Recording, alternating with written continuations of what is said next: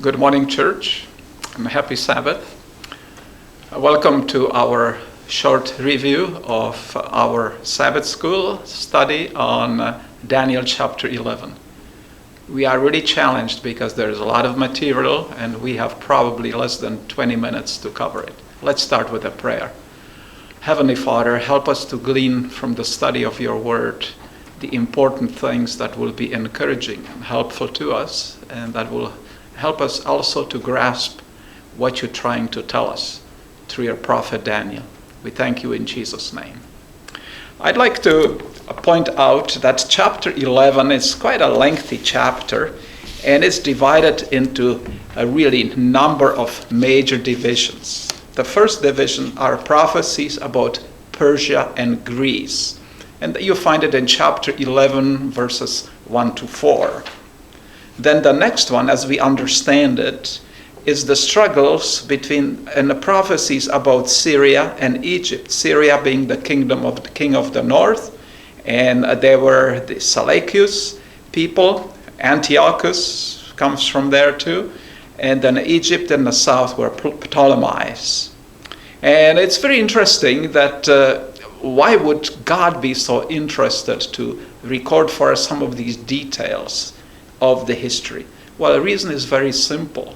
Because God's people were sandwiched between these two powers, and they were affected by one or the other, and sometimes both of them.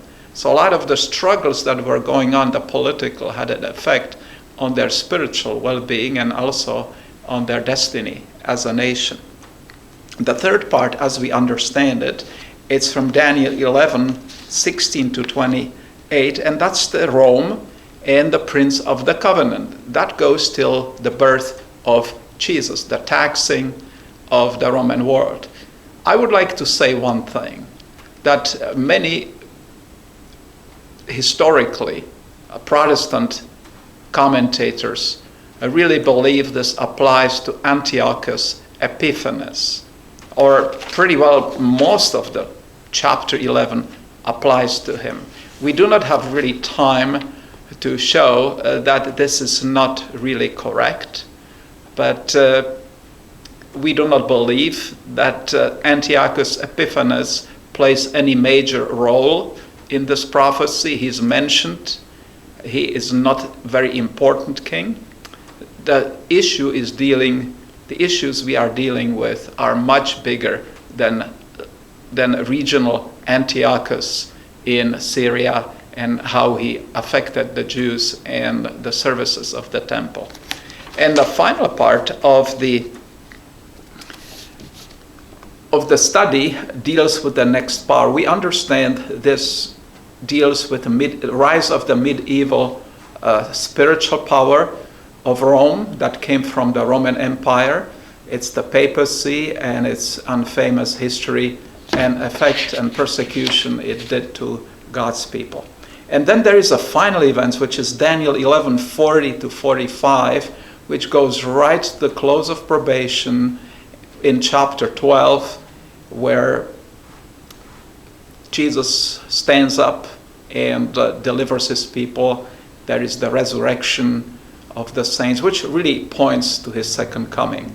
So to focus on Antiochus Epiphanes would really do no justice to our study. The prophecies about Persia and Greece. I'd like to read one passage here. Also in the first year of Darius the Mede, I stood up to confirm and strengthen him. And now I will tell you the truth. Behold, 3 more kings will arise in Persia. The fourth shall be far richer than them. And by his strength, through his riches, he shall stir up all against the realm of Greece.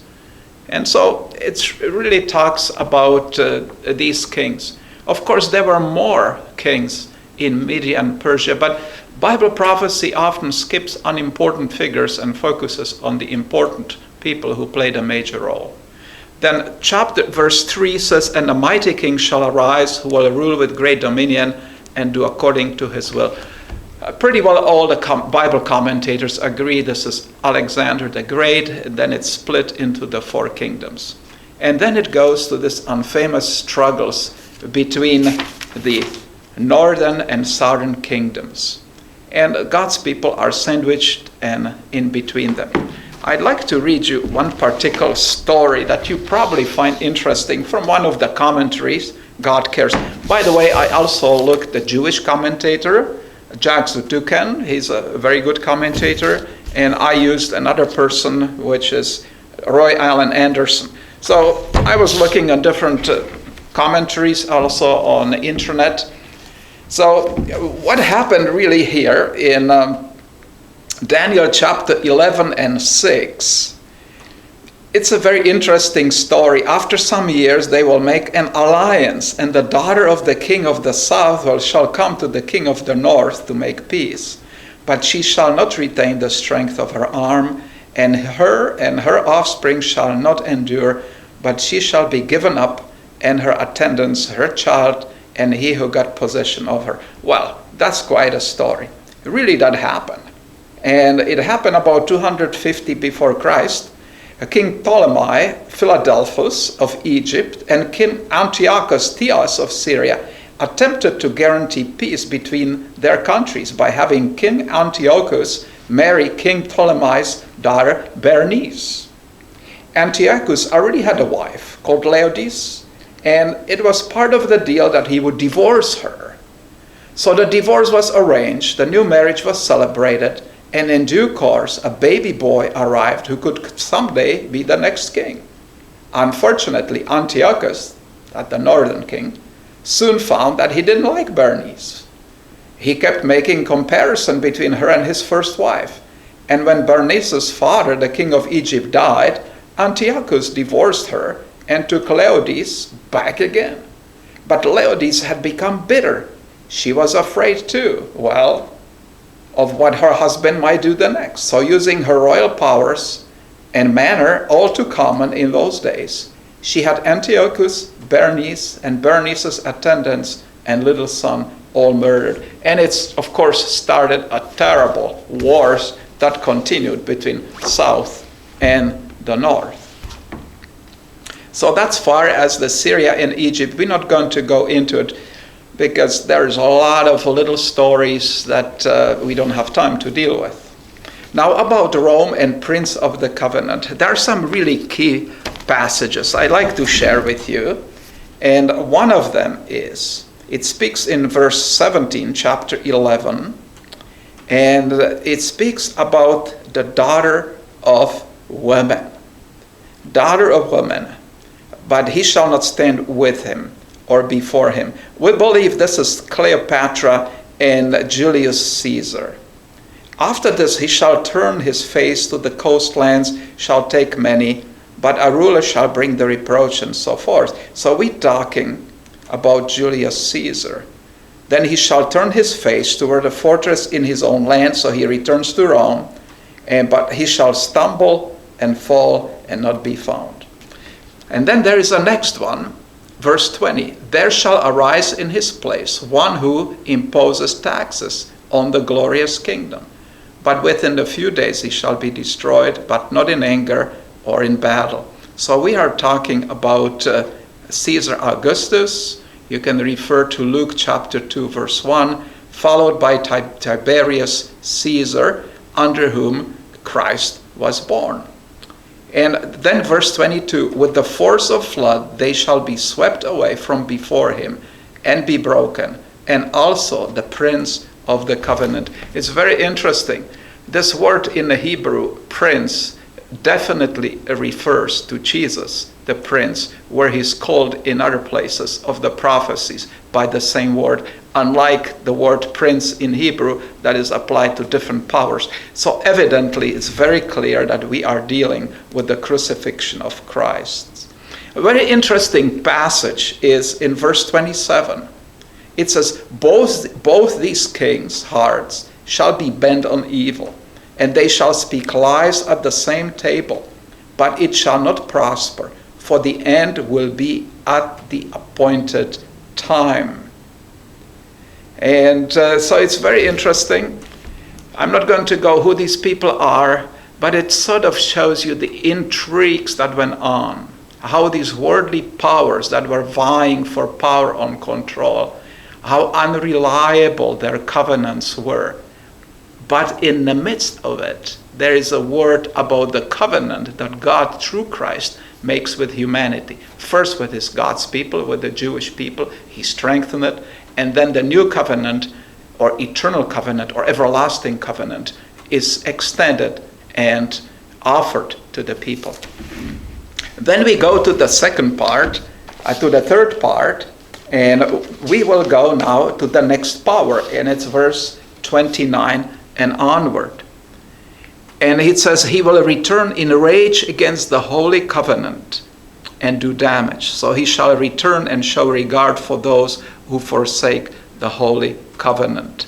And then it speaks in verse 31, it speaks that he will defile the sanctuary fortress and shall take away the daily. Now the word sacrifices is not there. So when it says he will take away the daily, the tamid, which is the Hebrew word, it really means that he will do away with all the services that the high priest would do in the sanctuary. Now we, of course, are getting to the times way past of the earthly sanctuary. We are now in a place of the heavenly sanctuary. And we know that the medieval church have really done away, in a large way, with the ministry of Christ in the heavenly sanctuary and replaced it with its own intercessions, its own dealing with the sin through the confessions and many other abuses. So basically, this power set in its place abomination of desolation, or desolation that makes things really bad. So we are dealing in a spiritual robbery from Christ, from his high priestly ministry of intercession, that redirects the attention of believers to the earthly power that has no power to provide that only Christ, through his high priestly ministry in the heavenly sanctuary, can do. It's very interesting that Martin Luther already in the 16th century understood that this power that is speaking about here is definitely a papacy. We are not talking about the Roman Catholic people. We are talking about the system that has replaced the efficacy and power of Christ, replaced it with a dysfunctional and unfunctioning system of its own. Now we are getting to the last part, and it speaks of the prophecy of the willful king. And so here we are talking again of the papacy rising to power, and then we are getting to the last part from verse 40 to 45. I'm pressed for the time because I only have so much time before the battery runs out. And this is what we call the unfulfilled or partially unfulfilled prophecy. And I read from verse 40. At the time of the end, the king of the south shall attack him, and the king of the north shall come against him, and so forth. And he will enter the glorious land. Who is this? Who is this king of the south? Is it Egypt? Who is the king of the north? Is it the Babylon? Well, the book of Revelation really helps us to understand. When it speaks of the Babylon, it speaks of the global false religious political system of the end time. We are dealing with the end time events because chapter 12 of Daniel already speaks about the end of human probation, coming of Christ, the resurrection of the righteous.